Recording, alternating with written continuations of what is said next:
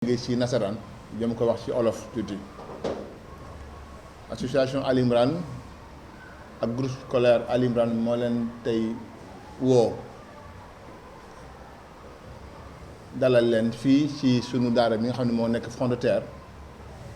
pour waxtaan ak yéen échanger ak yéen gën a xamle association Al Imran ak groupe scolaire Al Imran mi nga xam ni sunu kilifa Oustaz Alioune Sall moo ko jiite. Man nag maay président association bi Salif Sow ma feggoo ko ak samay membre du bureau Alaaji Ñang yor organisation moom aussi yor kuréelu Baye Fallou Oustaz Alioune Sall moo nekk à la tête. Soxna Assou Mbène Xuma nekk responsable de la communication. ñu am tamit chance ak mbégte nekk ak sunu yaay soxna Amina Thian Sall mooy soxna Oustaz Alioune Sall waaye mooy directrice daara bu mag bi nekk Daaru Cubb fële sa Kër Massar. ma feggoo si tamit ak samay mbokk yi nga xam ne ñoo bokk ci association bi ñi nga xam ni ñooy les présidents de zone ñi nga xam ne ñoo fi nekk sëñ Assane Tine mu ngi sama ginnaaw Ndeye Fatou Sall mu ngi sama ginnaaw ak Lamine Condé ñu ngi sama ginnaaw ñu sama ginnaaw ak Aïssatou sama ginnaaw tamit donc ñu ngi leen di sant bu baax ci seen présence. Association Al Imran nag dafa nekk association boo xam ni c'est à but non lucratif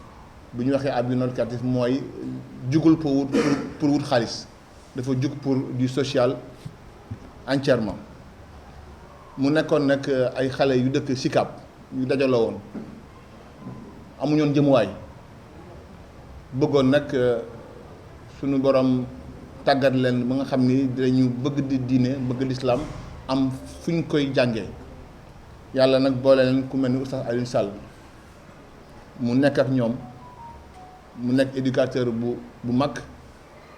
pédagogue bu am solo bu mag wax dëgg yàlla te jàngam nekk na njàng loo xam ni képp ku nekk ci keppaaram dina am lu bari loo ci jële. association bi nag ci cadre bi nga xam ni lañ ko tëggee dafa am ay fondation Al Imran les amis de Oustaz Alioune Sall ay Baye Fall ay Yaay Fall am nañu aussi diaspora Al Imran diaspora am nañu aussi tamit les parents d'élèves yi nga xam ne ñoo constitué association bi loolu weesoo nag association bi dafa ubbeeku ci lépp loo xam ni ci wàllu njàng la ak njàngale ci wàllu diine ci wàllu xam sa diine xam lan mooy àdduna xam lan nga la jullit war a jëfandikoo ci wàllu àddunaam ci lépp donc loolu moo tax a jug association bi et Oustaz Alioune Sall nañu moom ci bopp bi dafa ubbeeku ba nga xam ni képp koo xam ne bëgg nañoo bokk rek dañ la ci woo nga ñëw bokk ci léegi ñiy jàng tey jëriñoo si Oustaz Alioune Sall sax ñoo gën a bari te sori gisuñu ko rencontré wuñ ko muy nekk Sénégal ak biti Sénégal incha allah diaspora ma ñëw tuuti rek ci nga xam ni mooy réalisation yi nga xam ni association Al Imran ak groupe scolaire taxawal nañ ko muy ay daara yu am solo daara bi gën a mag nag mooy bi nekk Daaru Cubb fële sa Kër Massar boobu mooy bi gën a mag te sunu yaay soxna Aminata Thian jiite ko ak daara bi nekk nii mooy daara Front de Terre bi moom particularité bi tamit sunu benn yaay soxna Zeynab Sow yaay bu baax moo jël daara ji teg ko ci loxo Oustaz Alioune Sall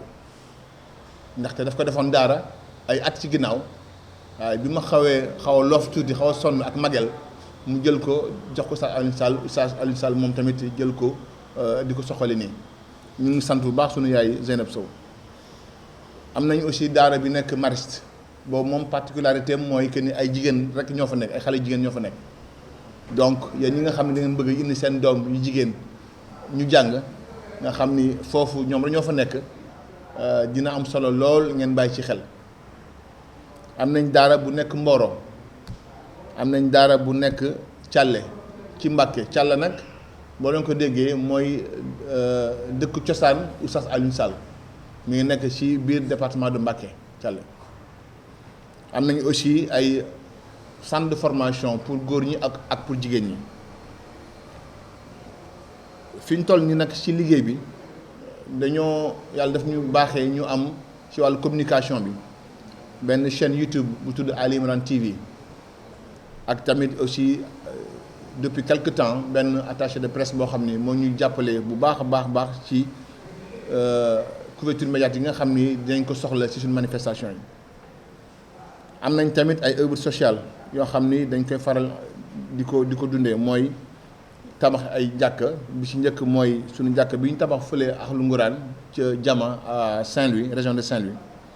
am nañu boutique Ali Imran am nañu fondation Ali Imran am nañu aussi tamit benn unité de production ay denrées am nañ aussi tamit li ñuy faral di def tamit ay journée de don de sang ak benn journée boo xam ni moom lu ñuy wax journée sans bopp nen loolu def naa di ngeen ko dégg léegi pour jéem a xëcc soxna yi ñuy muurul li ci ëpp incha allah. projet yi nag mi ngi fi li essentiellement ay daara la yoo xam ni yii pare nañu yii pare guñu yii ils sont en cours benn bi nekk Taïba Ndiaye ca Mboro beneen bi Sew Xaay fële ca Ngoundiane ci région de Thiès beneen bi Thialé pare na une partie mais daara moom dañu xam ne du pare mukk beneen bi Axlu Nguraan fële ca Saint-Louis à Jama yooyu daal moo doon mbokk yi li ñu bëggoon partager ko ak yéen ci association Ali Imran ak groupe scolaire Ali Imran yaakaar ni message bi ñu joxe nii leer na te dégg ngeen ko incha allah salaamaaleykum wa rahmatullah. donc li ma waxoon sànq nag ci français mooy woo bi ñu leen woo nii dafa nekk rek en prélude xaw ma nu ñu ko waxee ci olof nag en prélude à manifestation bi ñuy amal bi ñu tamxarité ba ci ëllëg sa mu yomal Ashura ñu ngi ko amal fële ci CICES le mercredi 17 incha allah juillet à partir de 10h boobu tamit day nekk occasion pour la presse yi nga xam ni dañ leen fi invité incha allah ñu def benn point de presse sur thème bi nga xam ni jàpp nañ ko cette année incha allah mu nekk thème bu am solo boo xam ni Oustaz Alioune Sall dina ci feggoo ak doomu ndeyam Oustaz Ahmed Dame Ndiaye bi nga xam ni mooy def la première partie deuxième partie bi Oustaz Alioune Sall def ko incha allah rabbi. dafa wute ci par rapport ak bërëb bi xale bi inscrire ndax bu nekkee daara ji ñu nekk di daara front de terre di jël ay góor kese seen inscription mi ngi nekk 230 000 mensualité nekk 100 000 bu nekkee Maris foofu 230 000 la inscription bi scolarité bi nekk 150 000 Daaru Cubu ñu ngi inscrire 150 000 mensualité 60 000 ci gàttal daal loolu moo nekk ci scolarité yi ak inscription yi. On a impulsé la modernisation depuis avant même que l'État n'enclenche ce projet.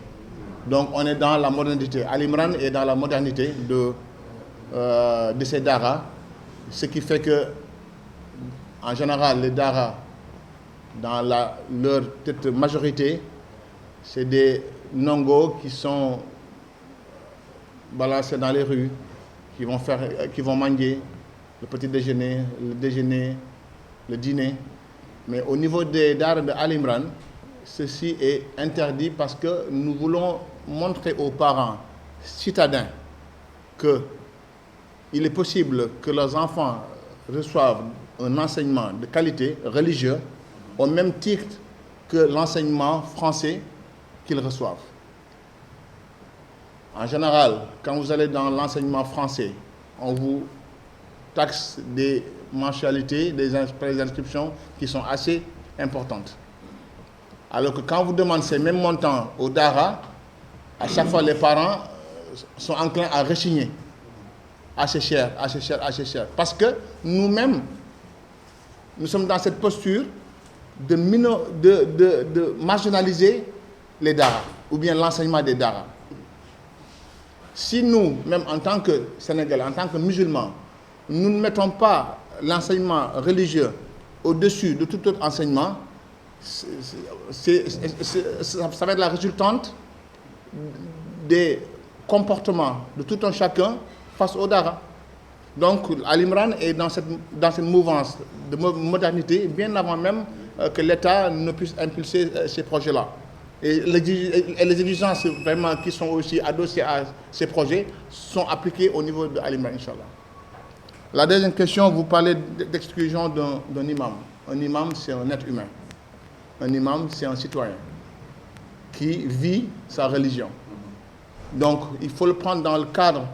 d'un être humain, d'un individu qui vit sa religion. Maintenant, si en France, ils pensent qu'ils ont décelé des propos xénophobes, des propos autres,